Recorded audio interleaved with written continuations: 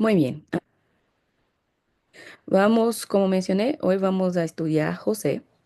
Y José es la historia, creo, espero lograr ministrar por lo menos de manera transmitir, esa es la palabra, transmitir lo mucho que Dios está eh, obrando en mi vida, en mi corazón a través de la historia de José y de un modo diferente, porque creo que José, él es el personaje que más encontramos sobre él en en el libro de Génesis.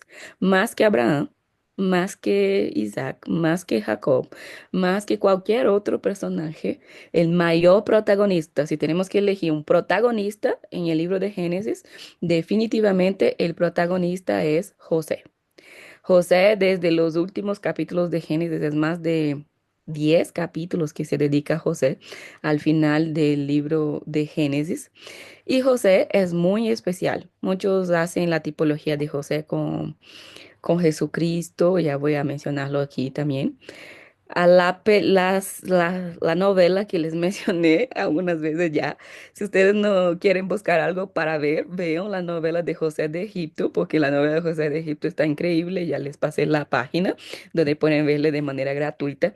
Y José es definitivamente, creo que un niño muy consentido, quizás el niño más consentido de la Biblia, pero que Dios va a intervenir. Es como, ok, hay muchos padres que dañan a sus hijos mimándolos, ¿no? Pero en el caso de José, él es un niño mimado, él es un niño consentido, pero Dios interviene y dice, no, yo tengo planes más grandes con este niño y no voy a dejar que Jacob lo dañe, y no voy a dejar que Jacob lo estrague con su...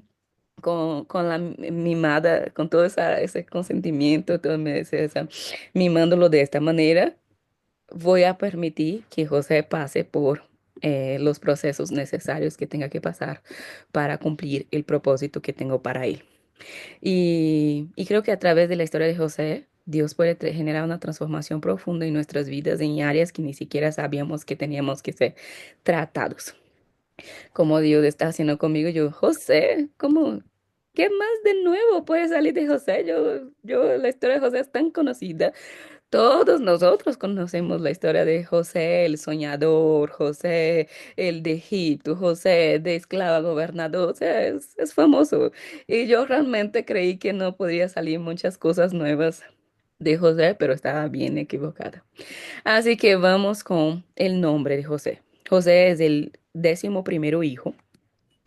Y José nace en una familia, ya vimos que nuestra familia de los patriarcas de aquí es una familia bien disfuncional, ¿no? Es una familia bien problemática y todo se agarra ahí entre Raquel, Lea, las esclavas, los niños, que ni todos ellos es uno peor que otro, Rubén que pide la primogenitura, toda la Simeón con toda su violencia y todos. Ya vimos Dan, que después va a caer en idolatría y toda esa cuestión. Vimos varios personajes importantes ya estamos llegando al final de nuestra serie. Y una de las cosas que me parece bien interesante aquí es que José nace cuando Jacob ya es muy anciano. Según la Biblia, más o menos, Jacob ya tiene 91 años cuando nace José. Entonces ya es un hijo de la vejez, pero bastante viejo ya. Y ya tenía 10 hijos en toda esa peleadera ahí de Raquel y Lía.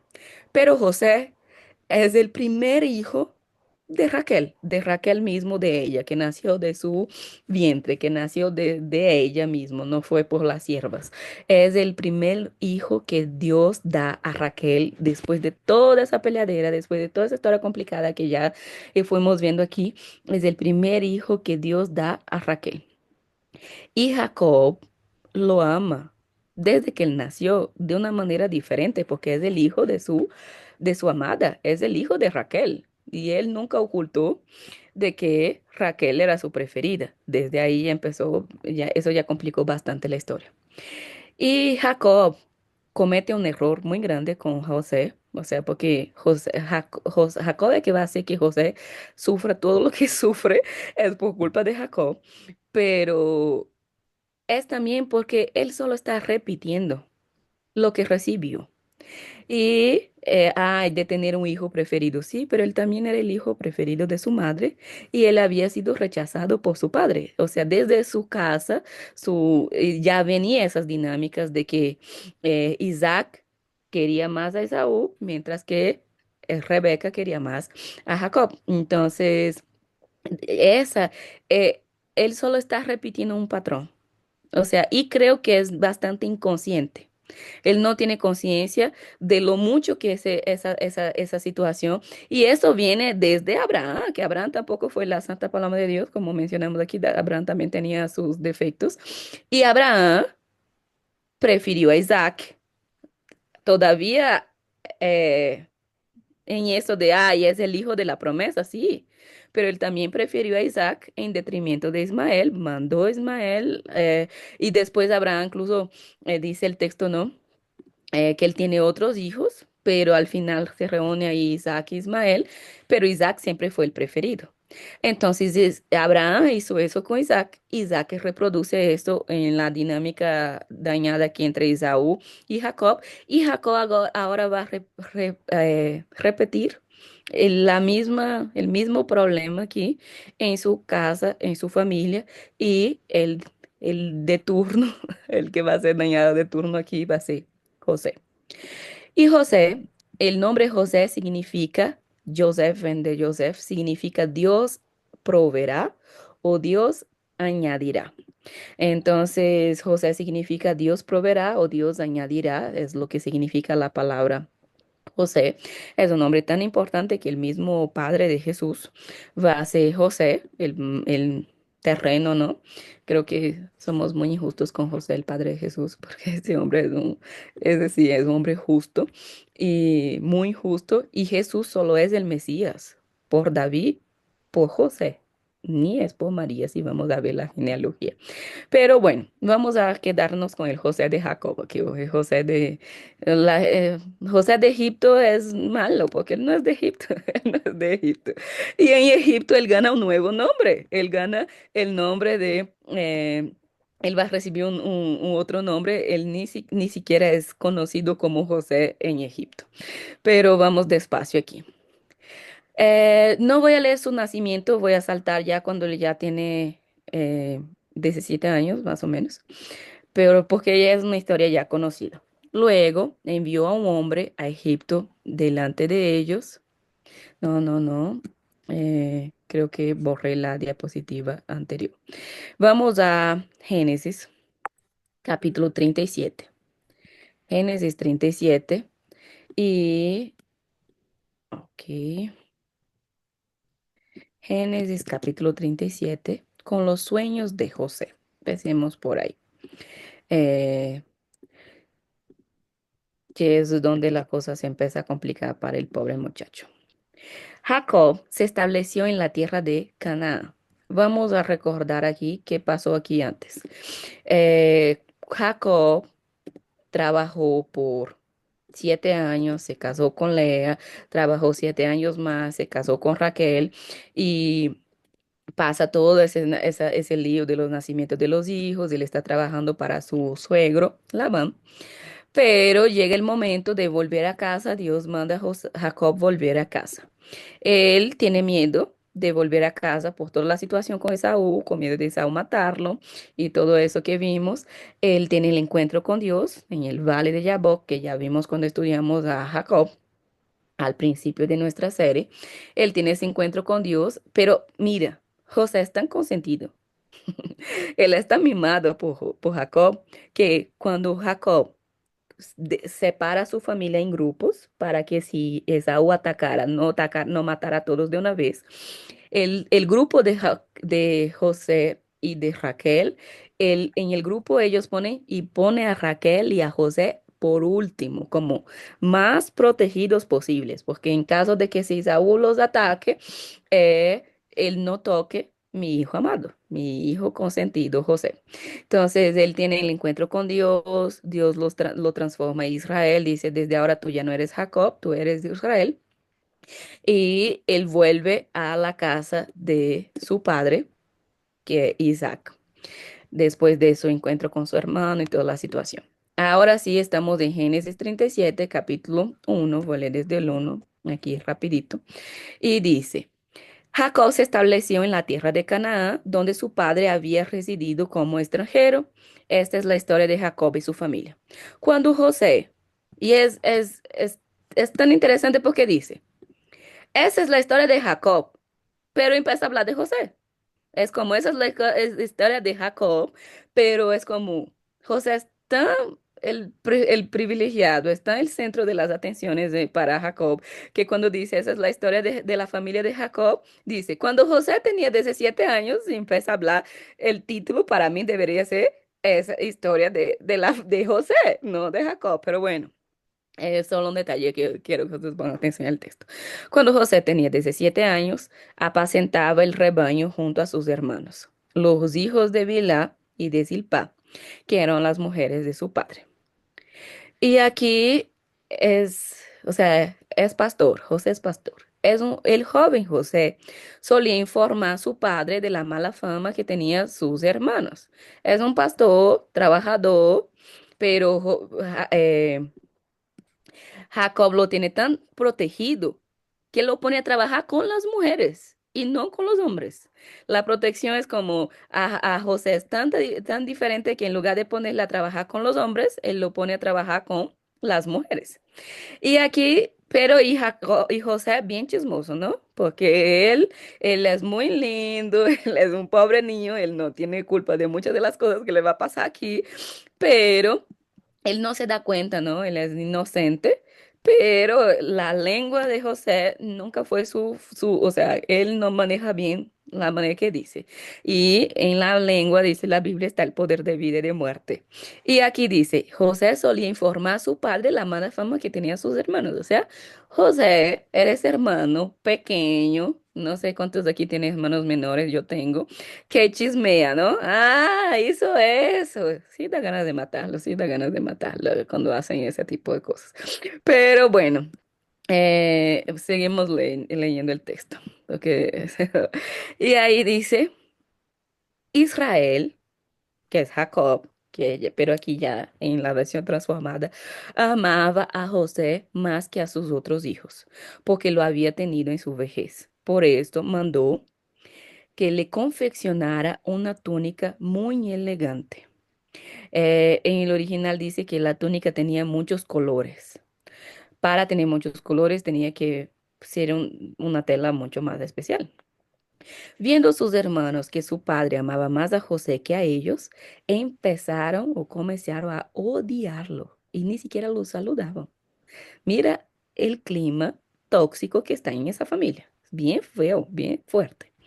Cierto día José tuvo un sueño y cuando se lo contó a sus hermanos, ellos tuvieron más odio todavía. Pues dijo, préstame atención que les voy a contar lo que he soñado. Mm, y creo que aquí estaba el texto. Lo que he soñado. 7. Resulta que estábamos todos nosotros en el campo atando gavillas. De pronto mi gavilla se levantó y quedó erguida, mientras que la de ustedes se juntara alrededor de la mía y se inclinaron ante ella. Sus hermanos replicaron, ¿de veras crees que vas a reinar sobre nosotros y que nos vas a gobernar? Y lo odiaron aún más por los sueños que él contaba. O sea, aquí el texto ya habló que ellos odiaban a José más de 3 veces. Después José tuvo otro sueño que le contó a sus hermanos y le dijo, tuve otro sueño en el que veía el sol, la luna y 11 estrellas se inclinaban ante mí. Cuando se lo contó a su padre y a sus hermanos, su padre le reprendió.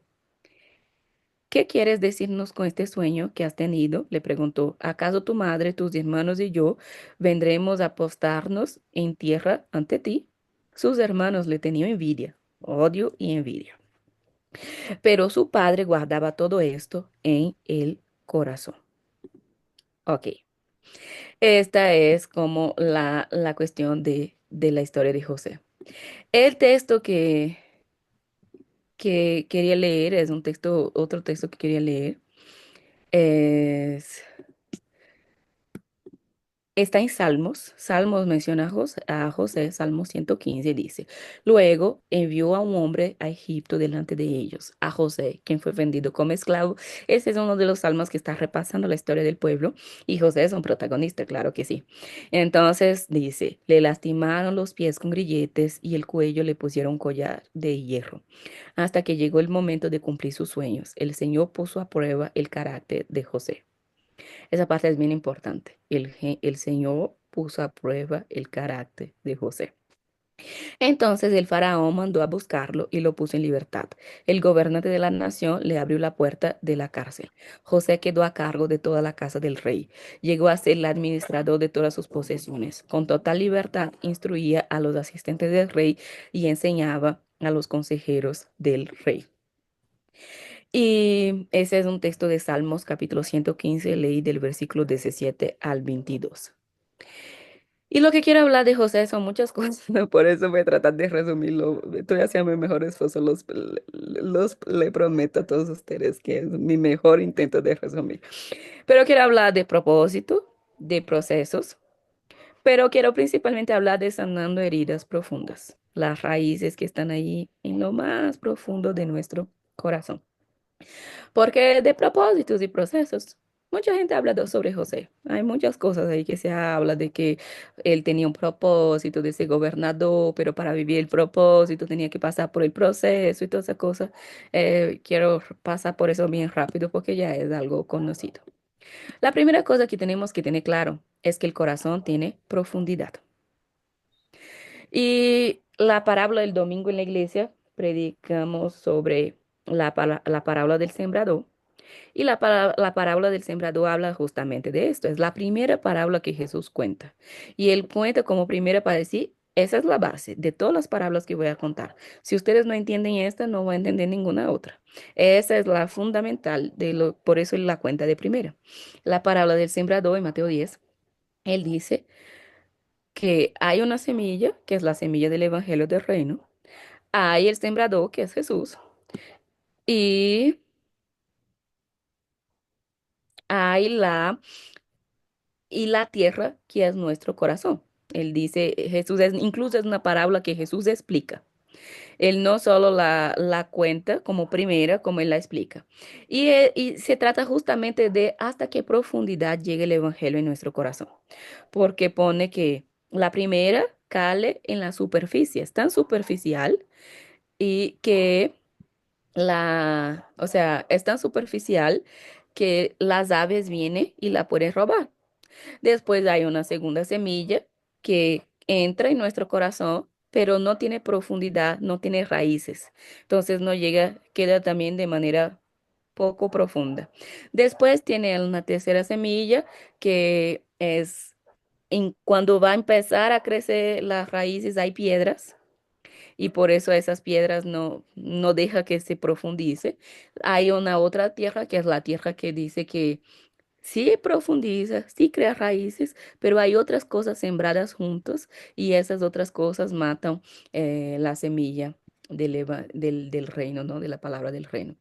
Y la semilla que sí crece y que da frutos es la que logra llegar hasta lo más profundo de nuestro corazón. Y la palabra de Dios llega hasta lo profundo de nuestro corazón. Te dice, la Biblia nos dice que es tan profunda que penetra hasta lo más profundo, o sea, vale la redundancia, hasta la médula, hasta la dimensión más profunda de nuestro corazón. Pero no solo es la palabra de Dios que entra a estas dimensiones profundas. También hay heridas, hay traumas y hay cosas que cargamos que también llega hasta lo más profundo de nuestro corazón. Me acuerdo de un texto que me vino a la cabeza, fue el texto de cuando María va a presentar a Jesús en el templo. Dice que Simeón va a decir que María va a ser una espada. Y la palabra que usa espada no es la de haralma, que es la que suele utilizar el griego para espada. Él usa otro término que parecía es una espada bien grande, bien grande. Una espada te traspasará el alma. Y uno queda como, primero, porque una espada traspasa alma, espada traspasa cuerpo, no alma. Entonces la primera cosa es esa conexión ahí de que de alma y cuerpo bien clara en este texto, pero dice una espada bien grande te va a hacer pedazos tu alma. Y esto lo estaba mencionando, profetizando para cuando Jesús fue crucificado en la cruz. Que aquí, tomando la idea de la tradición, que Jesús, cuando está en la cruz, su mamá está tan despedazada, pero tan despedazada, que él dice a, a, a uno a su discípulo amado, ¿no? Ahí está tu madre y, y él la lleva a María lleva a su madre a su casa y María nunca era encontrada, no estaba nunca María entre los discípulos. Todo lo contrario, dice, hay un texto que Jesús está con sus discípulos y, y Jesús dice, llega María y Jesús dice, no, mi madre, mis hermanos es ustedes, no, ni sé quién es esa mujer, pobre María, ingrato. Pero la cuestión aquí es, después de ese episodio de Juan, cuando viene el Espíritu, dice, y María estaba con los discípulos en Hechos. Ya vemos que María solo puede sanar esa herida tan profunda de esa espada bien grande que le traspasó el alma a través de la comunión, a través de la comunión con los que parecían a Jesús, ¿no? Con los que eran parecidos a Jesús. Lo que quiero decir con esa partecita sí es solo que el corazón tiene una profundidad. Y así como la palabra puede llegar de manera muy profunda, tenemos algunas heridas también muy profundas en nuestro corazón. Y José eh, tenía una herida muy profunda. Él era un lindo, él, Dios estaba con él, todo lo que le hacía prosperaba, él se portó bien todo el tiempo, hasta que llegó un momento donde le entró en una crisis emocional. ¿Por qué? Porque se dio cuenta de que él tenía una herida tan grande en su corazón y que él necesitaba exponerla y que él necesitaba ser sanado de eso para que él pudiera realmente terminar de cumplir el propósito. Como mencioné aquí, ya leímos el texto de Génesis 37. Recordemos la historia de José así de manera muy rápida. José era el mimado, el preferido. Los hermanos le odiaban y él era el pequeño, ya tenían 10 hermanos mayores. Aquí cuando eh, José llega a Canaán, tiene su hermano Benjamín, es el más chiquito, pero según da a entender, él ni convive tanto con Benjamín. Su mamá es muerta cuando nace su hermano menor Benjamín, cuando Benjamín nace, Raquel muere en el parto. Entonces, eh, hay ese trauma ahí en la vida de José de perder en ese ambiente bien complicado que él nació.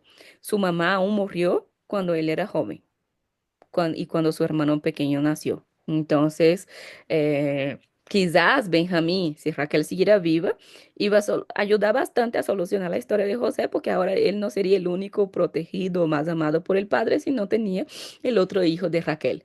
Pero como Benjamín nació, y eso vamos a ver la próxima semana, y Raquel murió, Jacob no tiene el mismo amor por Benjamín que tiene por José. ¿Por qué? Porque cuando Benjamín nació, mató a su amada. Entonces, él sigue obsesionado con José porque José era el hijo de Raquel y Raquel siguió viva después que José nació, consentidísimo ahí.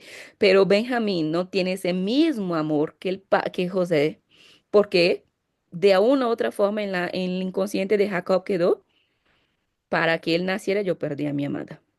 Entonces, aunque Benjamín también es hijo de Raquel, no tiene ese mismo amor que José recibe aún de su padre, o por lo menos hasta que él pierda a José. Y esto es bien, bien complicado, una situación bien complicada aquí. En fin, eh, la, cuando Dios pone cosas especiales, cuando recibimos eh, un trato especial, por lo general, los otros se molestan. Y con razón, o sea, pónganse en la posición también de los hermanos, ¿no? Porque Jacob no tenía ninguna intención de disimular que José era el preferido. Y entonces, desde cosa, imagínense que ustedes tengan una familia de 10 hermanos. Y, no sé, voy a poner una cosa aquí. A los 10 hermanos. Sí, casi siempre sucede. A los 10 hermanos, el papá lleva, voy a usar contexto Sangolquí. Lleva a los 10 hermanos al mercado y dice, compren sus ropitas aquí en el mercado. Presupuesto $5 para cada uno. Hasta $10 les puedo dar para que ustedes elijan sus ropas de aquí en el mercado. Pero los 10 hermanos tienen que vivir con esa ropita ahí de $10, pero a José va a decir, no, a ti yo te voy a llevar al San Luis, a la tienda más cara del San Luis, y tú puedes elegir la ropa de cualquier precio que quieras. Es más o menos así el nivel de la situación cuando dice que el padre da una ropa especial a José. Es como realmente a los otros. Que tampoco es que tenía culpa que José amaba más a Raquel, que tuvo que trabajar, de lo que Labán hizo, de que él también ya viene, como ya les mencioné, cargado de sus propios traumas familiares. Eh, los otros tampoco tienen culpa, o sea, de todo ese ambiente tóxico. El ambiente es tóxico. Pero José tampoco lo tiene. Él solo es un niño. Él solo es un niño en medio de todo esto, ¿no? Y dice que pero él es un niño que chismea, que es el preferido, que tiene la ropa y que cuenta sus sueños, o sea, como si no fuera suficiente. Todo el odio que sus hermanos le tienen, él todavía presume, él todavía presume, ¿no? Él provoca aún más la ira de sus hermanos. Obviamente, como creo que José es pequeño, es por inmaduro, por mimado, pero lo hace. Y entonces dice el texto antes de que él, cuando él va a llevar comida a sus hermanos que están en el campo, y José, como es el consentido, tiene un trabajo más fresco, mucho menos pesado que sus hermanos. Y cuando vinieron, después de los sueños, aquí que leímos el texto, cuando ven a José viendo, él dice, ahí viene el soñador, vamos a matarlo. Y ahí ponen el en el pozo. eh, Dice que planean todo el tema con su capa, quitan su capa y vamos a ver lo que será de sus sueños. Literalmente lo entierran en este pozo. Y José, como mencioné, es un joven, es un niño de 17 años cuando eso está pasando aquí, cuando los hermanos lo entierran en el pozo. Eh, la mayoría quiere matar. Y entonces Rubén empieza a recapacitar, dijo, están locos, vamos a matar a nuestro propio hermano. Pero creo que, y pensando también, ¿qué es lo que si el padre descubre esto, él nos mata a todos nosotros? Pero ahí viene Judá y tiene la gran idea de venderlo y ya conocemos bien, bueno, la historia. Y él empezó a tener sueños extraños eh, y él se emocionaba con esos sueños. ¿Y por qué José se emocionaba con esos sueños? Porque esos sueños no fueron de él, vinieron de Dios. Y estos sueños venían de un lugar muy profundo de su corazón. Ya estamos hablando aquí de profundidad del corazón. Esos sueños venían de un lugar muy profundo de su corazón, venía del propio Dios. Y eso movía profundamente a José, de tal manera de que la boca hablaba de lo que el corazón estaba lleno y su corazón estaba lleno de los sueños de Dios. Y es por eso que él hablaba eso por su boca, porque eso es bíblico. La boca habla de lo que nuestro corazón está lleno. Primera cosa para que pensemos de que está lleno nuestro corazón. Y eso es bien fácil de diagnosticar si ponemos atención en qué es lo que sale de nuestra boca. Esto es algo, una cosa. Y eso en ese contexto, pero de nuevo, el contexto que él hablaba, aunque los sueños eran lindos, aunque los sueños eran de Dios, aunque ese sueño venía del profundo de su corazón, era un ambiente muy tóxico. Y ese corazón lleno de sueños, frente a corazones con envidia, frente a corazones amargurados, frente a corazones despreciados, rechazados, porque el rechazo es una herida bien profunda y todos sus hermanos están rechazados. Esa situación complicó más aún el ambiente y la vida de José. Eh, ¿Por qué? Porque parecía que los sueños, o parecía no, los sueños mostraba que él tenía superioridad. Y sus hermanos ya estaban lastimados porque él ya tenía bastante superioridad en la vida. Y ellos estaban molestos con Jacob por la postura que él tenía con su hijo José. Él tenía otra hija, ¿no? Dina, que también aquí en la historia, y él es una familia que no quería ser yo de esa familia, no quería ser yo de esa familia, era una familia terrible, ¿no? Y la cosa era bien complicada aquí. Pero ese tema de esa situación es bien complicada porque él sueña con el trigo, él sueña incluso que su padre y su madre se postran, aunque su madre incluso va a morir pronto después de ese sueño de él. Raquel había muerto, pero dice que José, o Jacob, perdón, y el texto dice, Jacob lo reprendió porque sabía que él estaba empeorando la situación, que ya era bien mala, pero guardó eso en el corazón.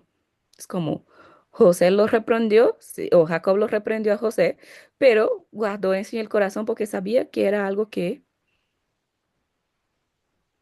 venía, era algo fuerte, era algo que estaba brotando dentro de José. Y una de las cosas que quiero proponer sobre José hoy es ver a un José como una semilla. Aquí ese Josecito. José fue, aquí repasando la historia, ¿no? Él es puesto en el pozo, es vendido por sus hermanos por un grupo de ismaelitas, que ya viene de la confusión allá desde el trato de Abraham a Isaac. Por eso los ismaelitas aquí ahora es una gente mala. Venden a José con 17 años para el Egipto. Ahora piensen en un niño mimado, mimadísimo, consentido siendo vendido como esclavo. Y es una cosa así bien fuerte. Lo pobre José, realmente su situación es bien mala. Él es vendido como esclavo, pero dice el texto, si ustedes siguen leyendo, desde el capítulo 37 hasta el final de Génesis, o sobre José, pueden seguir leyendo con calma. Dice, pero Dios estaba con él. Y Dios estaba con él. Su situación era pésima, pero donde José llegaba, él brotaba. Todo le iba, en las peores situaciones del mundo, a ese muchacho le iba bien. Él es vendido a Potifar. En la casa de Potifar, él se vuelve el mejor esclavo. Ahora, piensen eso en la cabeza porque él no se amarga.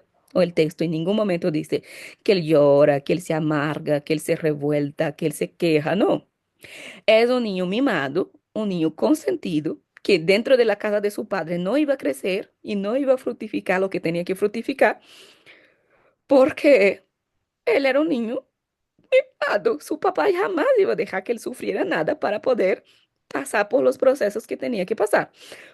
Esta semana yo quedé pensando mucho en mi madre y ojalá, gracias a Dios, ella no entiende bien el español para que no escuche lo que voy a decir aquí ahora cuando lo ponga en YouTube. Pero esa semana yo me quedé como, yo dormí con hambre. Y yo me quedé como, realmente soy una niña mimada aún. Pero yo me dormí con hambre porque yo trabajé hasta muy, muy tarde. Y ya era tan tarde, ya madrugada, que yo le dije, no, prefiero dormir con hambre que tener que cocinarme algo a esa hora de la madrugada con el cansancio que tengo para comer. Y dormí con hambre. Y después pensé, yo le dije, eso jamás, pero jamás pasaría si yo estuviera en mi casa. O sea, porque cuando yo estoy en mi casa, mi mamá queda preguntando con anticipación, días antes de ella me pregunta lo que yo quiero comer de aquí una semana. Ella prepara de la manera, quien me conoce sabe que yo soy súper especial para comer. Mi mamá ya lo prepara de la manera que me gusta y me entrega en la mano. Y ese tipo de cosas que yo le dije, jamás, jamás lo que pasó esa semana pasaría si yo estuviera en mi casa. ¿Por qué? Porque yo siempre fui una niña mimada. Pero a veces Dios nos tiene que sacar de nuestro lugar seguro, de ese lugar para tratarnos y para cumplir los propósitos que tiene que cumplir nuestra vida, porque si yo no estuviera pasando lejos de mi casa, o sea, la mayoría de las cosas que Dios trata en mi vida, jamás podrían ser tratadas si mi familia estuviera cerca. Si yo estuviera por lo menos en mi país, las cosas serían diferentes.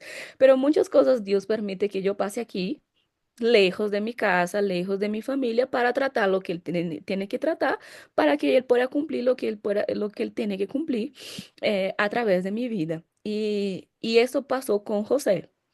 Infelizmente, los hermanos fueron crueles, nada justifica el absurdo que sus hermanos hacen con él, pero era necesario. De una u otra forma, si él no fuera arrancado de su casa, de esa casa, de esa vida mimada y consentida, él jamás sería el gran José que él fue. Pero él llega a la casa de Potifar, él prospera en la casa de Potifar, él prospera tanto porque Dios está con él, él fructifica tanto que Potifar entrega toda la casa en sus manos, él se vuelve administrador, él es el mejor esclavo en la casa de Potifar. Viene, pero Dios va a decir, de nuevo, yo no te traje José a Egipto para ser el mejor esclavo, yo te traje para ser gobernador. Y si yo no te saco de nuevo, es como él pasó por una situación muy triste, muy difícil, pero él de nuevo encontró un lugar cómodo porque él era bendecido, era un niño que todo lo que él tocaba prosperaba. Y en la casa de Potifar se volvió un nuevo lugar cómodo para José. Y Dios va a decir, todavía no es ahí, todavía te voy a dejar que sufras un poco más para seguir tratándote. Y como dice Salmos, Dios probó el carácter de José y José pasa con facilidad. O sea, comparado, yo creo que, no sé, yo creo que reprobaría en la prueba de José, pero él pasó y él pasa bien, él pasa súper bien cuando la mujer de Potifar llega en la parte que él es expulsado, él dice, no, yo no puedo hacer esto porque eso sería hace daño contra mi Dios. Él tiene esa idea de pecado tan clara de que el pecado no solo iba a dañar a Potifar, no solo iba a dañar su propia situación, sino que el pecado ofendería a Dios. Y él dice, yo jamás voy a ofender a Dios. Es ese niño lindo, José, es ese niño lindo, pero va a la cárcel. Y en la cárcel tampoco tenemos un José quejumbroso, tampoco queremos un José malo. Dice que él es tan bueno preso, él es tan bueno preso que él se vuelve el auxiliar del carcelero, se vuelve el asistente ahí del que estaba a cargo de la cárcel, porque donde José va, él lleva la bendición con él, porque Dios está con él y él prospera donde quiera que él va. Después él queda bastante tiempo en la cárcel porque ahí hay el copero del rey, hay el panadero del rey, él manda, pide que recuerde él. Ellos no recuerdan, ellos no recuerdan, pero si ellos hubieran recordado a José cuando él lo pidió, él no llegaría a la posición de autoridad que él llegó. Dios tenía todo un propósito y José parece que no creo que él entiende en estos momentos que él está viviendo, pero él acepta bien. Él no es un niño que se complica, él es un niño resiliente. Quizás la persona más resiliente de la Biblia es José. Hasta que llega el momento de, de que el faraón tiene el sueño, todos ya conocemos bien la historia. José llevado para de las 7 vacas, él discierne el sueño de Faraón. Faraón lo pone como gobernador de Egipto y él solo está abajo del Faraón. Él es la segunda persona con la mayor autoridad del mundo en su época. Y entonces, listo, él llegó en la posición que Dios quería que él llegara, de gobernador. Él llegó ahí a su propósito. Hasta que, y José, como mencioné, él pasa bastante bien con gloria, con lindamente por todas las pruebas de carácter que Dios lo va sometiendo. Hasta que llegamos en Génesis 41. Y Génesis 41 es la primera vez que vamos a ver un José, la pata que coge a José, que él tampoco es perfecto. Cuando llegamos en Génesis 41, donde llega sus hermanos aparecen de nuevo en la historia, va a Egipto. Y cuando José ve a sus hermanos, José entra en una crisis emocional tan fuerte. ¿Por qué? Porque habían heridas en el profundo de su corazón que no habían sido sanadas. Y cuando él llega ahí en Génesis 41, él empieza a ser disimulado, él empieza a hacer trampas, él empieza a tratar de vengarse, o sea, de poner a prueba a sus hermanos para que ellos prueben del veneno, ¿no? Saber si ellos recuerdan a él, él sobra para el pobre del Benjamín, pobre Benjamín que es el chivo expiatorio de la historia. Pero vemos un José, el José lindo y perfecto, que pasa bien por todas las fases aquí, es un José inmaduro, Un José inmaduro que él no fue cuando él tenía 17 años, que él no tuvo ese comportamiento, ese comportamiento inmaduro. Vemos en ese José en el capítulo 41. Es un José infantil, un José que empieza a hacer unas bromas de malo gusto, eh, de mal gusto, como dice en mi país, como para poner a prueba a los hermanos. ¿Por qué? Porque hay algo en el profundo de su corazón que él trató de ocultar, pero estaba ya una herida bien grande y bien profunda. José fue herido por sus hermanos cuando él tenía 17 años. Ahora, cuando sus hermanos se encuentran con él de vuelta en el capítulo 41, él ya tiene 39 años. Y cuando él ya tiene 39 años, la herida aún está allá. Y es una herida tan fuerte, porque una de las cosas que siempre dice en mi país es, el tiempo sana. El tiempo no sana nada. El tiempo no sana ningún tipo de herida. El tiempo disimula, pero no sana. Eh, Había pasado 22 años y José no tenía eso sanado en su corazón. El tiempo no sana nada. Dios que sana a través del tiempo, de acuerdo a lo que a nuestras entregas y a nuestra exposición, permitiendo que Dios obre en nuestra vida y obre en lo más profundo del corazón. Porque José, incluso la gente trató de, o creemos, pasamos por heridas profundas en nuestra vida, pasamos por traumas así bien grandes que hieren a lo más profundo de nuestro corazón. Y nosotros creemos que la solución es fingir que no pasó, es olvidar. Es como, por ejemplo, yo, en mi manera personal, yo pasé por algunas cosas en Brasil. Y cuando yo vine a Ecuador, yo solo dije, bueno, nueva vida. Olvidemos todo lo que se quedó. Borremos, bloqueamos esa historia ahí, esa parte. Aquí nadie me conoce, nadie ni habla mi idioma, nadie conoce nada. Vamos a empezar de nuevo. Y eso fue lo que pasa con José cuando él llega en Egipto.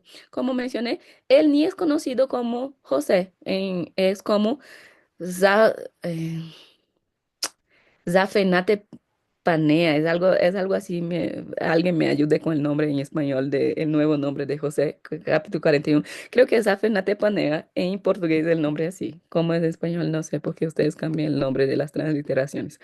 Pero la cuestión es, José dijo, llegué a Egipto, vida nueva. El niño consentido fue muerto, quedó allá con la capa que fue muerta, y él empieza una nueva vida.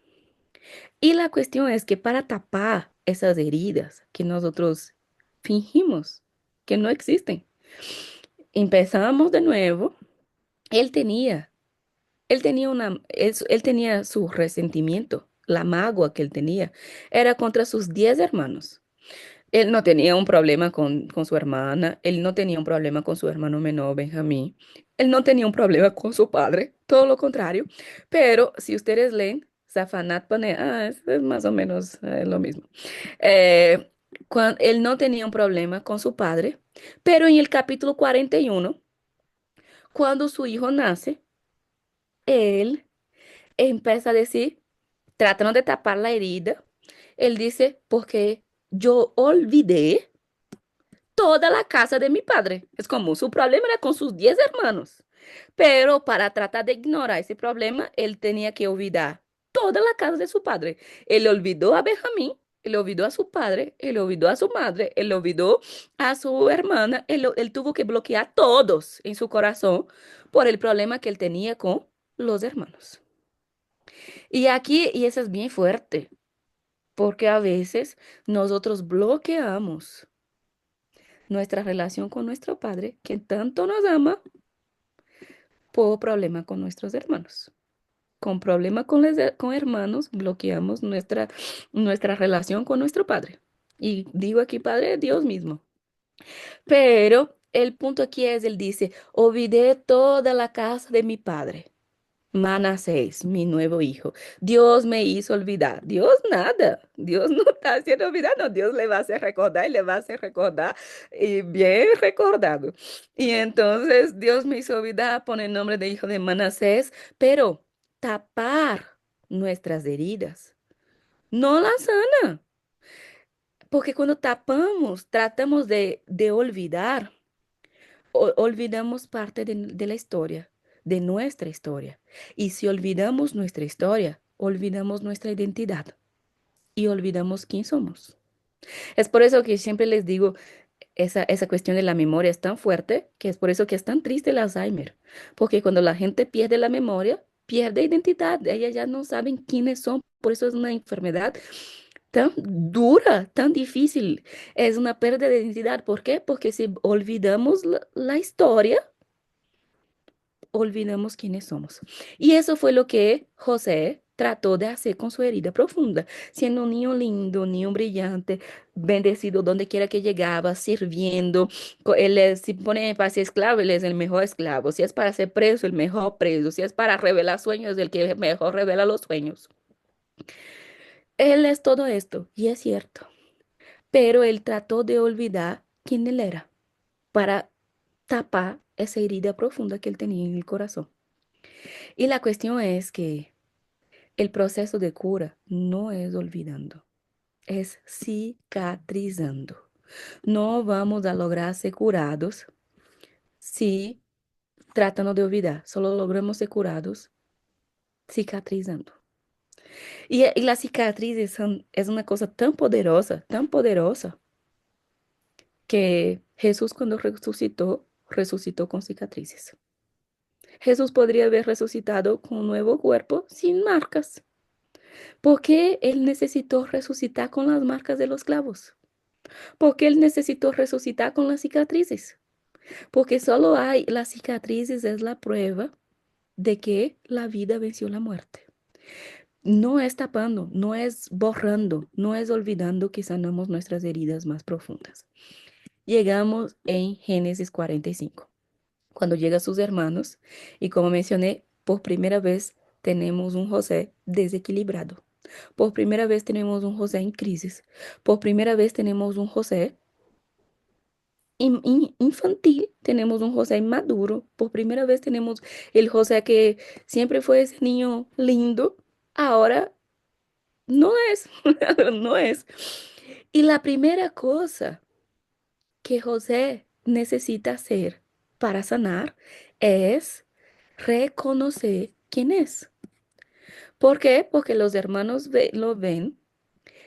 Él no, o sea, los hermanos no reconoce, o sea, no los reconoce a él. Él reconoce a los hermanos, empieza a hacer toda su trama ahí de saber si ellos lo recuerdan, cómo ellos se sienten, si ellos han cambiado, si ellos no han cambiado. Pero él está como Safanat Panea. En Egipto, poderoso, los hermanos ni le pasa por la mente que él es José que vendió como esclavo. No hay posibilidad en la cabeza de sus hermanos de prever algo así. Pero mientras él queda ahí fingiendo que él no conoce, y él trata de dar pistas, sí, él trata de dar pistas, de preguntar por el hermano, de hacer algunas cosas así como hacerlo el desentendido, pero los hermanos son lentos, los hermanos no se dan cuenta. Y cuando los hermanos mencionan el padre, él dice, no, es que no podemos traer al pequeño, al Benjamín, porque mi padre no soportaría. Si mi padre pierde otro hijo, o este hijo específico, él muere porque él aún no se recuperó de la pérdida de nuestro hermano José. Ahí es donde él se quiebra. Y cuando él se quiebra, él dice, yo soy José. Es lo mismo que pasa con Jacob, porque Jacob, cuando su padre le preguntó para obedecer, él dijo, yo soy Esaú. Dios solo transformó a Jacob cuando en la lucha que él tiene con Dios, Dios dice, ¿cuál es tu nombre? Y él dice, yo soy Jacob. Y es solo ahí cuando él asume quién es, con todos sus traumas, con todas sus heridas, con toda su historia, con todas sus debilidades, con todas las heridas, con todo, bueno y malo, es que Dios dice, ahora sí, ahora estás listo para ser tratado. Ahora sí tú estás listo para sanar. Cuando admites quién es Él, quiénes somos, mientras no admitimos delante de Dios quiénes somos con todas las cosas que tratamos de olvidar, con todas esas cosas que están ahí guardadas años y años en lo más profundo de nuestro corazón, eh, no, no vamos a ser tratados en las heridas más profundas. Y él dice a los hermanos, yo soy José. Y cuando él dice esto, que él se expone, que él asume quién él es, que él recuerda toda la historia con los traumas, con todo lo que él pasó, que fue bien feo, fue difícil, fue terrible lo que los hermanos le hicieron. Pero cuando dice, yo soy José, dice el texto que José llora, pero dice que José llora tan alto, que él grita tan alto, que primero le había mandado salir, si ustedes le envían el texto de Génesis 45, él había mandado salir todos los siervos que él tenía los egipcios y quedó solo él y sus hermanos porque era un momento de intimidad. Para solucionar las heridas era un momento de intimidad. Y él dice que él grita tan alto, pero tan alto, que hasta los que estaban en el palacio del faraón escuchó los gritos de José. Era una herida tan profunda, era un dolor tan grande que él estaba 22 años cargando y disimulando ese dolor, que él grita, pero tan fuerte cuando él dice, yo soy José. Y aquí viene la parte importante de la sanidad, la parte del perdón. Pero José trata de aplicar la medicina para sanar, porque una de las medicinas definitivamente para la sanidad es el perdón, pero él no lo hace bien. Les voy a explicar. Perdonar no es olvidar. Y José olvidó esto por 22 años, intentó disimular, intentó empezar una nueva vida, intentó olvidar, pero él no había perdonado. Y perdonar no es olvidar, porque la gente dice, es que Dios echa nuestros pecados en el mar del olvido. Sí, pero ese no es, lean bien el texto. Lo que Dios nos dice no es que Dios no nos perdona, no es que Dios olvida, Dios no tiene amnesia, nunca va a tener. Dios no tiene amnesia con nuestros pecados. Lo que pasa es que Él no nos castiga, Él no, cuando dice que Él pone eso en el mar del olvido de nuestros pecados, el texto lo que dice, nuestro pecado no recuerda más en el sentido de que Él no nos hace pagar. No porque eso no va a ser pagado, sino ahora porque Cristo ya pagó esto por nosotros en la cruz. Él ya cobró esa deuda de Jesucristo. Pero la cuestión es, perdonar no es olvidar. Y ya siempre digo esto. Hay unos dice, es recordar sin dolor, sí. Pero recordar sin dolor no es fácil. Hay un proceso bien difícil en eso de recordar sin dolor. Hay una parábola, que es la parábola de Mateo, creo que está en Mateo 28, del rey que perdona. Y para mí es el mejor texto para entender el perdón, es la parábola de Mateo 28, cuando ese rey perdona en la parábola que Jesús cuenta sobre el perdón. Y hay una parte que es bien importante y que creo que estamos perdiendo y que estamos quitando todo el poder del perdón por distorsionar. Porque ¿cómo es que la gente dice hoy? No, perdona. Porque si tú perdonas, tú te haces bien a ti mismo. Es así que nosotros, y desde los púlpitos, yo ya dije esto, perdonar es para tu bien. Porque cuando no liberamos perdón, es como tomar un veneno creyendo que el otro va a morir y tenemos todas esas frases de efectos y todo. Pero nosotros decimos así, perdona por ti. O sea, hacemos del perdón un acto egoísta, individualista de que solo estoy tratando de sanar mi herida, pero que el otro desgraciado, no, no estoy perdonando por él. Yo estoy perdonando solo por mí, solo pensando en mí. Es por ti. Y perdonamos solo pensando en nuestro propio, en nuestra propia sanidad, en nuestro propio dolor. Y quitamos del perdón la parte más importante del perdón, que es la compasión. Y cuando yo entendí esto en la historia de José, yo me quedé, bien afectada esos últimos días porque yo dije, ¿sabes qué? Yo no he perdonado la mayoría de cosas que yo creí que estaba bien perdonado en mi corazón. Y no, nunca fue, porque yo solo estaba pensando en mí. Y nunca hubo la compasión. Y la cuestión es, si tu perdón no es motivado por una compasión al que te hirió, es cualquier cosa menos perdón. Voy a explicar. Voy a seguir explicando esto. Es por eso que uno dice, ay, pero yo perdoné. Y no sentí esa liberación, y no sentí esa mejora, y no sentí esa cosa que uno dice, ay, es que tú te vuelves libre cuando perdonas. A muchas personas, principalmente aquí en la consejería pastoral, dicen, es que yo perdoné, pastora, yo liberé perdón, pero no sentí. ¿Por qué? Porque no perdonó. Porque el perdón tiene que ver con compasión. Voy a explicar. Cuando dice Dios es el más grande perdonador del mundo. Y la pregunta es, ¿Dios perdona porque Él tiene que sentirse bien? Ay, Dios está tan mal y por eso nos perdonó. No, Dios nunca va a estar mal. Dios no perdona por Él, para que Él se sienta bien.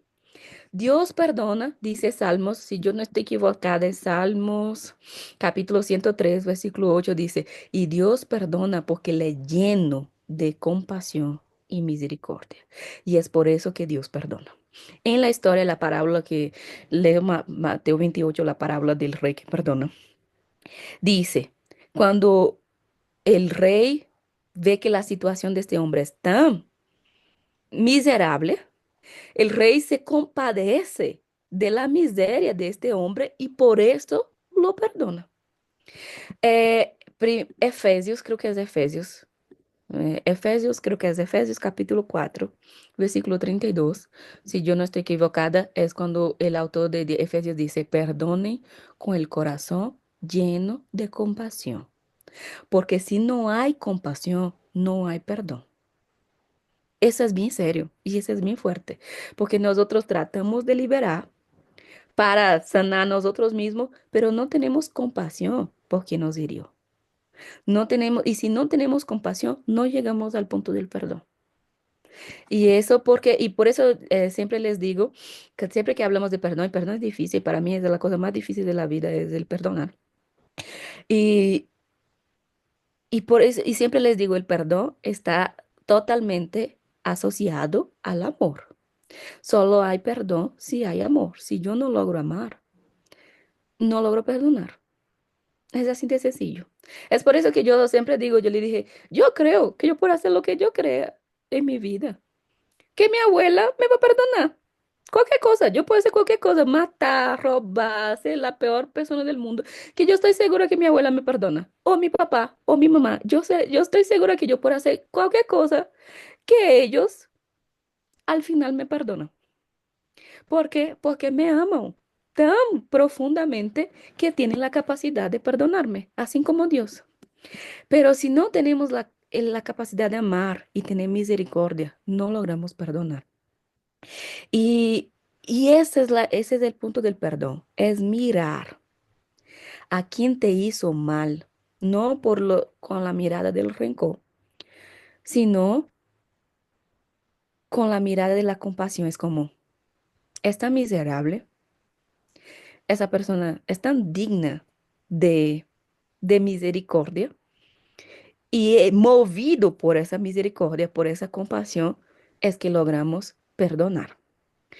Y cuando José vio sus hermanos y cuando sus hermanos dijo, no, es que mi padre nunca va a perdonar o nunca va a sobrevivir si hacemos esto, él se dio cuenta que sus hermanos eran miserables. Los 22 años que él prosperó, que él creció, que él fue transformado, que él pasó por todo lo que pasó. Pero cuando él vio la posición que Dios le puso a él y la posición que estaban sus hermanos con hambre y 22 años cargando el peso del odio, de lo que hicieron a él, de lo que hicieron a su padre, es que él vio, ok, tuvo compasión de ellos y dijo, yo soy José. y los perdonó.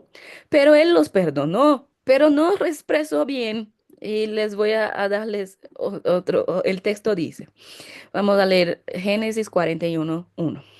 Dice José, ya no pudo controlarse delante de sus servidores, así que ordenó que salgan todos de mi presencia. Y ninguno de ellos quedó con él.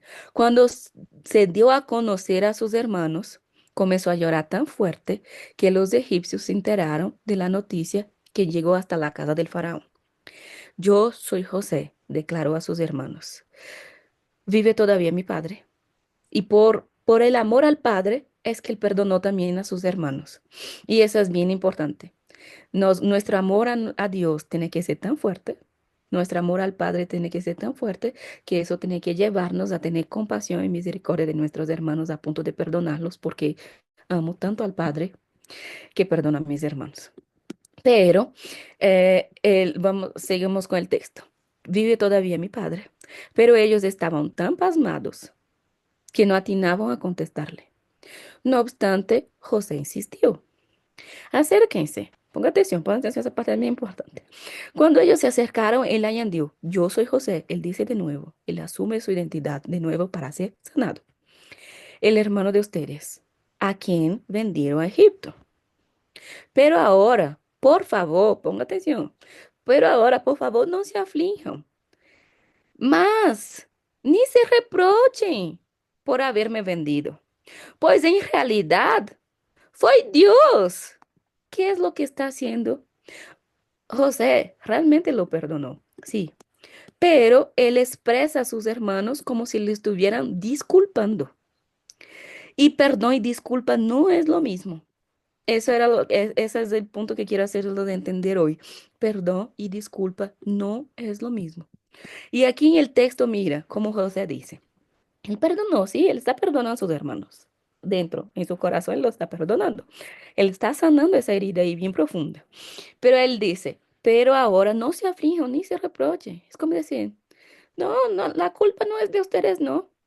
La culpa fue de Dios, porque en realidad fue Dios que me mandó delante de ustedes para salvar nuestras vidas. Desde hace 2 años, la región está sufriendo de hambre y todavía falta 5 años más que no habrá siembras ni cosechas. Por eso Dios me envió delante de ustedes para salvarles la vida de manera extraordinaria. De este modo, asegurarles descendencia sobre ti. Y aquí es, ustedes pueden seguir el texto aquí del Génesis 45. Los hermanos necesitaban ser perdonados. ¿Qué hizo José? Los disculpó. ¿Y cuál es la diferencia? Disculpar es cuando yo quito la culpa. Y es como ellos tenían culpa. Ellos no necesitaban una disculpa. Ellos eran culpables. Y ellos sufrían con la culpa de lo que hicieron. Pero José, en lugar de perdonar, o él perdonó, pero en lugar de expresar que él lo perdonó, él lo hace como si lo estuviera disculpando, como si estuviera quitando la culpa de ellos.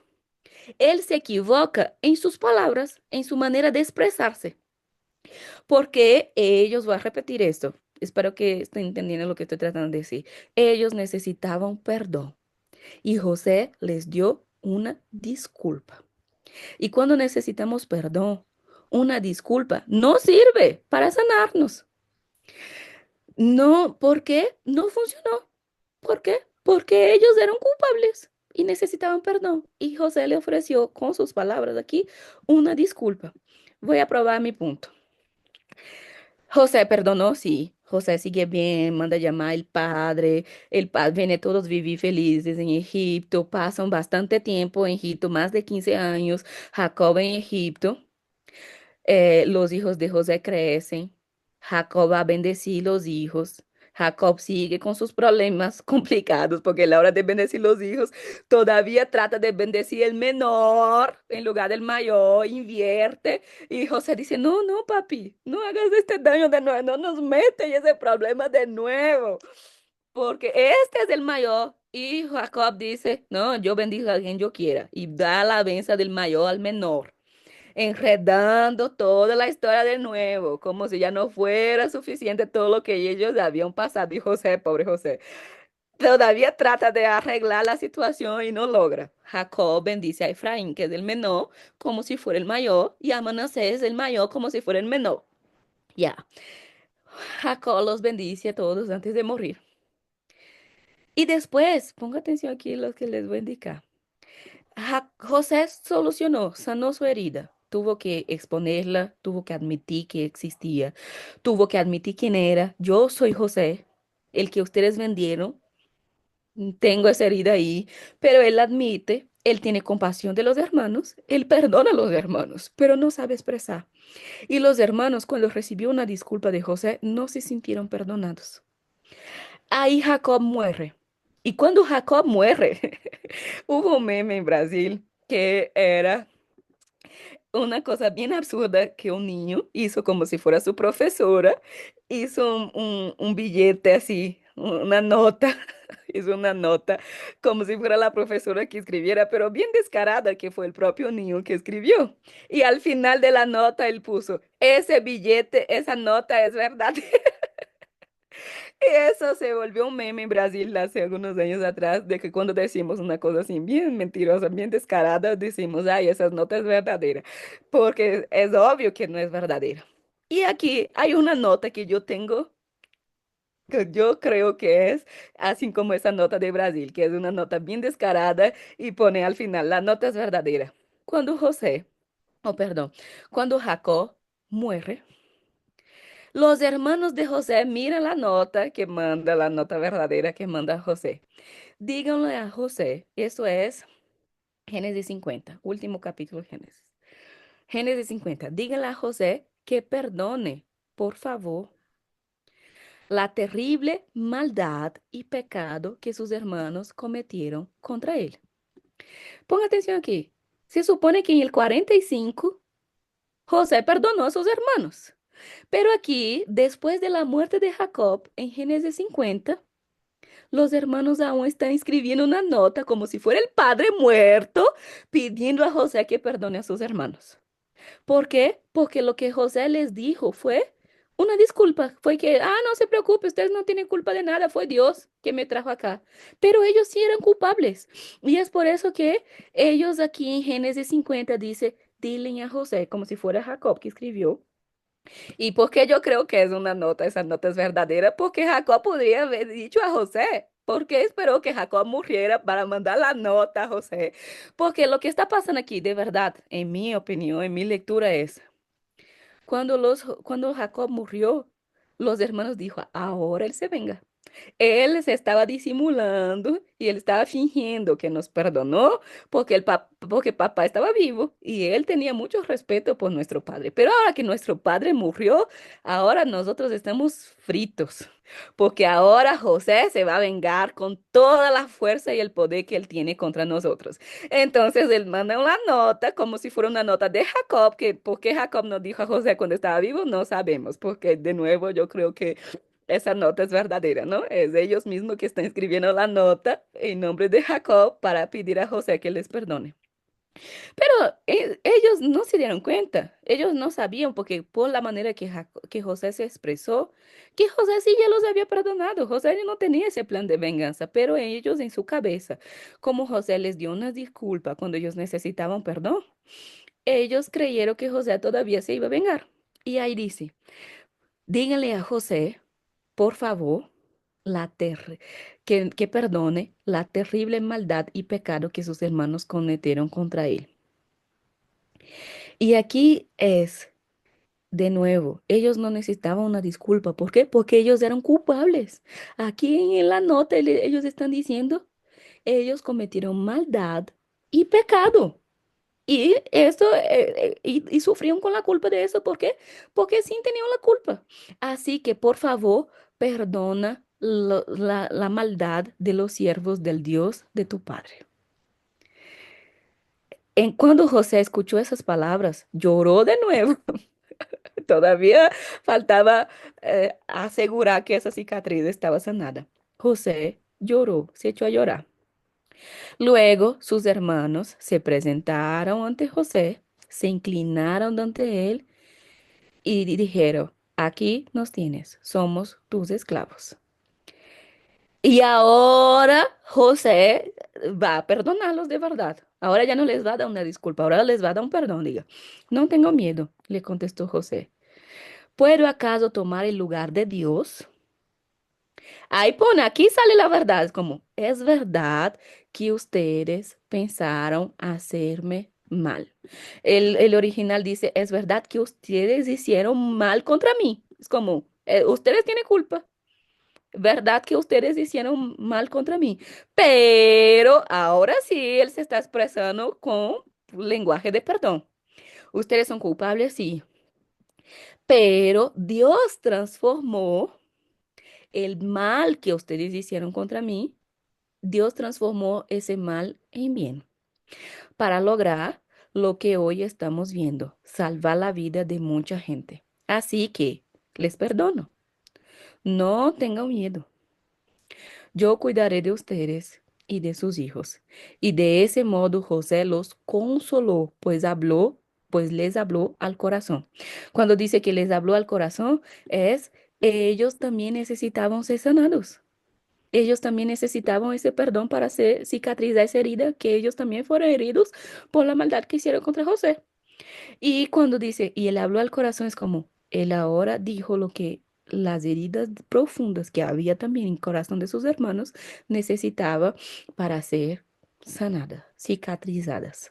Y ahora sí, José no los disculpó porque dijo, ah, no, la culpa no es de ustedes. No, dijo, no, ustedes sí tienen culpa. Ustedes hicieron mal contra mí.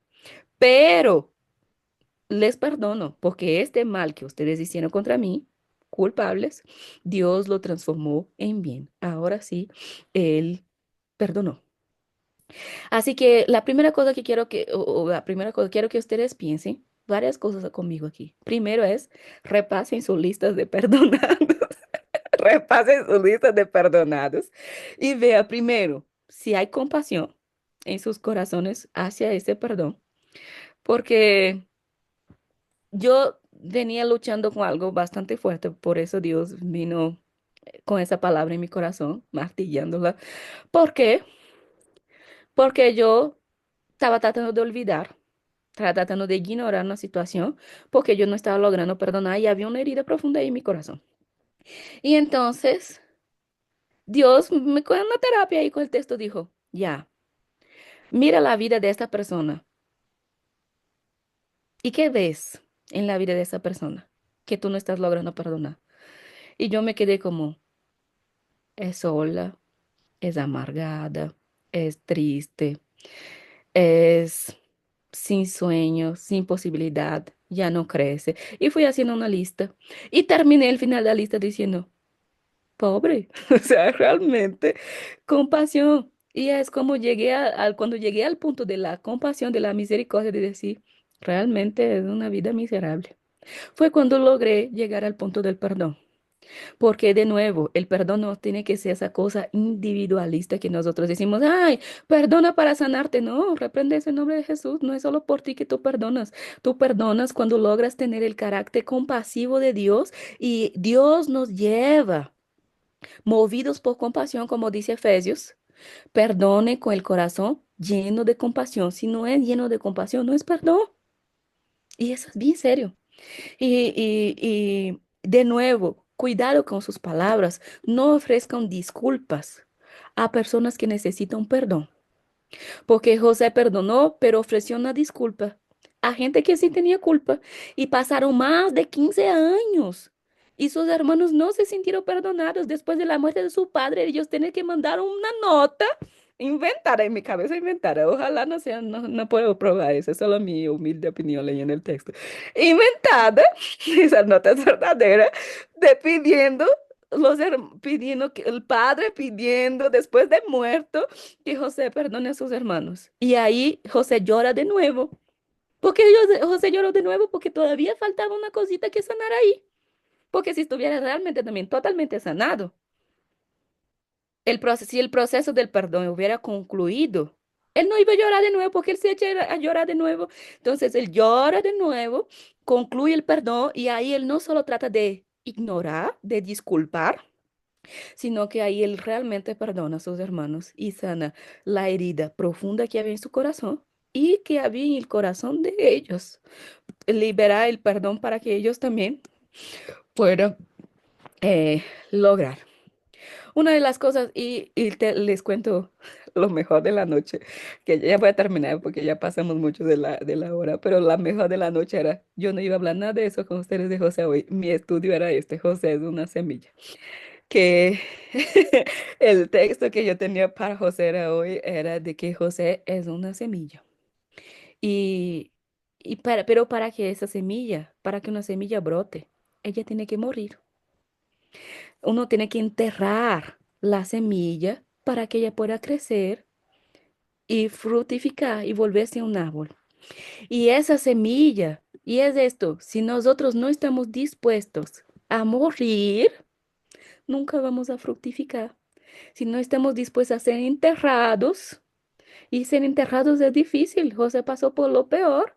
Es solitud, es oscuridad, es dolor, es humillación, es envidia. Necesitamos ser muertos, enterrados, morir para nacer. Y de eso se trata el cristianismo. Cristianismo es nuevo nacimiento, es morir lo que somos, pasar por ese proceso de ser enterrados, y es un proceso para poder nacer.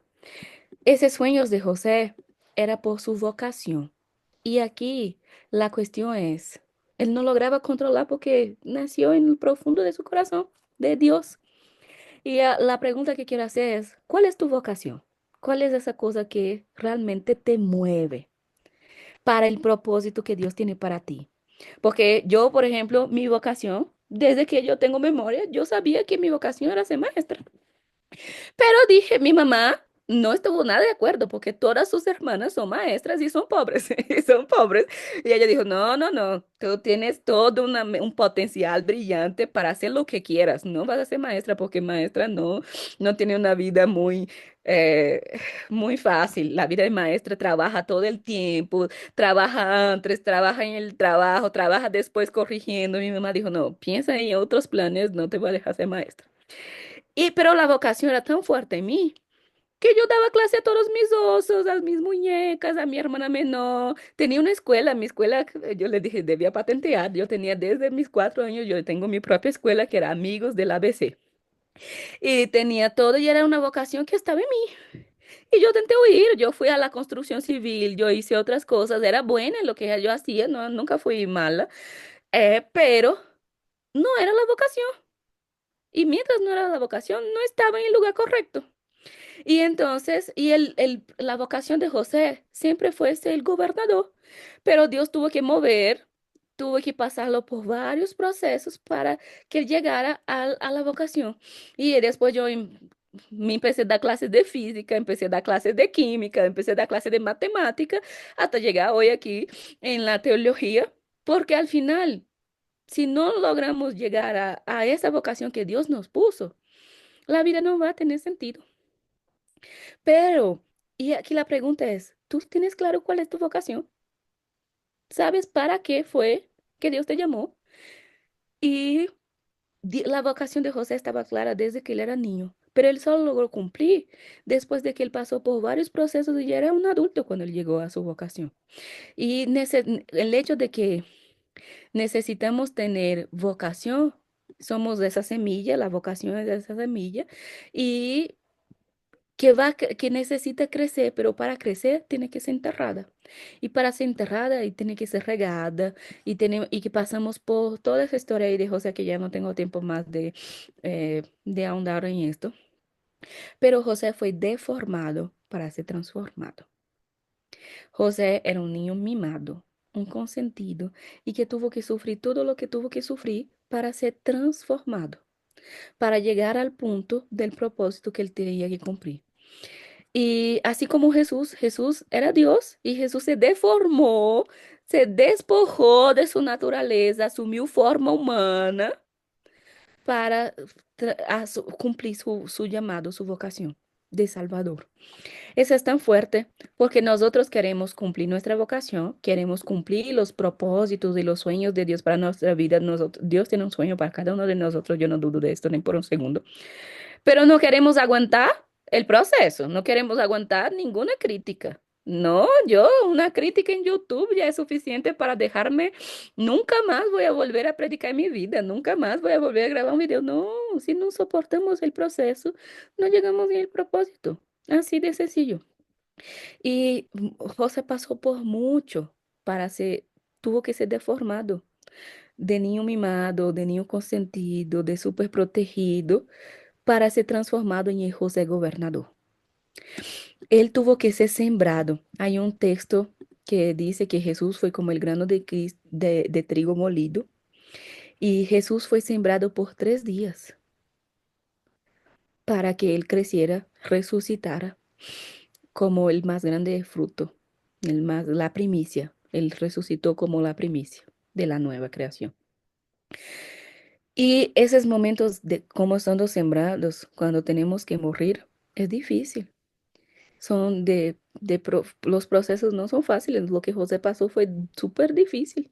Y lo que pasamos también a veces es súper difícil. Pero lo que Dios está tratando de decirnos es, aguanta, soporta el proceso para vivir el propósito.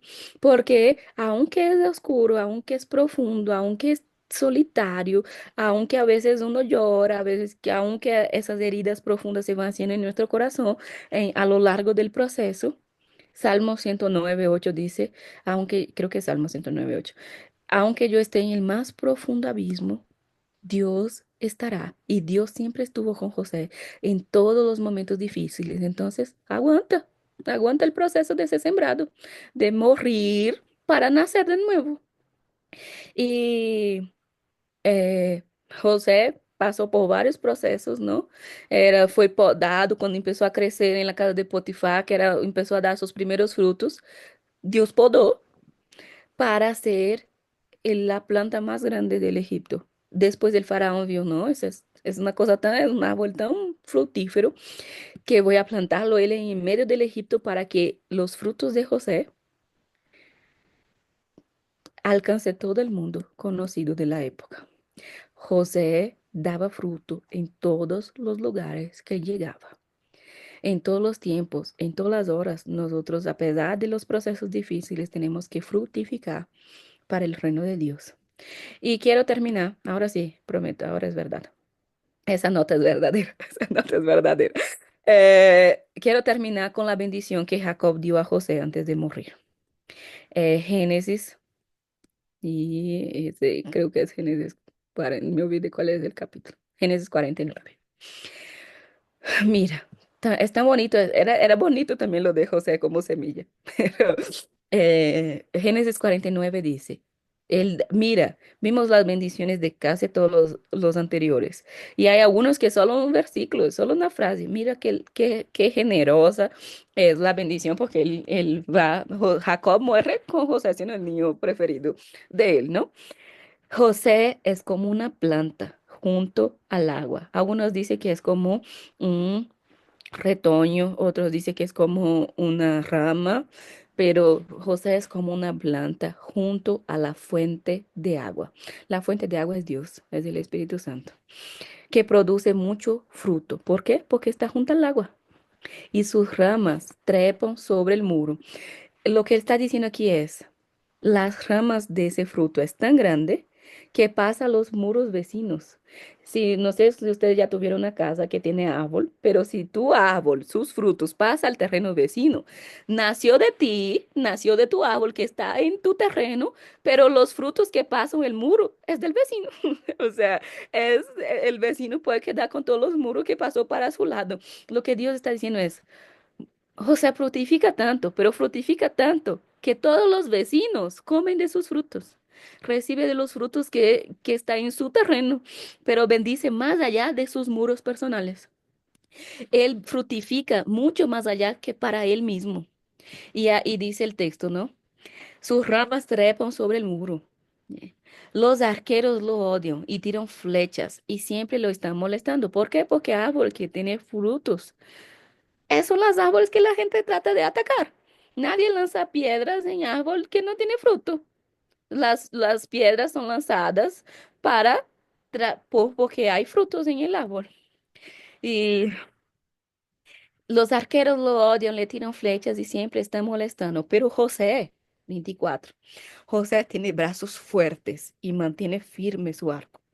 Gracias al Dios poderoso de Jacob. Gracias al nombre del pastor, el protector de Israel. Gracias al Dios de tu Padre que te ayudará, al Dios todopoderoso que te bendecirá con las bendiciones del alto cielo, con las bendiciones del mar profundo, con las bendiciones de los pechos y del vientre. Es como todas las posibles bendiciones que existe en el mar, en la tierra, en el cielo, Jacob derramó sobre José. Tu padre te bendijo más de lo que mis padres me bendijeron hasta el fin de los montes eternos. Estas bendiciones estarán sobre la cabeza de José, que fue escogido entre sus hermanos.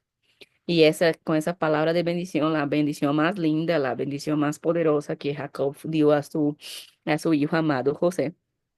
Hay un paralelo bien grande de José Jesús, que era el hijo amado, que fue odiado, que fue sembrado, pero que fructificó para que todos pudiéramos ser la vid y nosotros todos seamos las ramas, pero fructifiquen. Si logramos soportar los procesos, las estaciones, la poda, todo lo necesario para dar frutos, y los que permanecen en Dios, es lo que dice Juan 15, esos dan muchos frutos. ¿Y por qué? Porque los que no dan frutos serán cortados y lanzados al fuego. Así que tenemos que ser como José y fructificar donde quiera que Dios nos dio, nos sanar nuestras heridas más profundas de nuestro corazón para poder vivir, soportar los procesos y vivir el propósito que Dios tiene para cada uno de nosotros. Muy bien, aquí terminamos nuestra grabación y les escucho.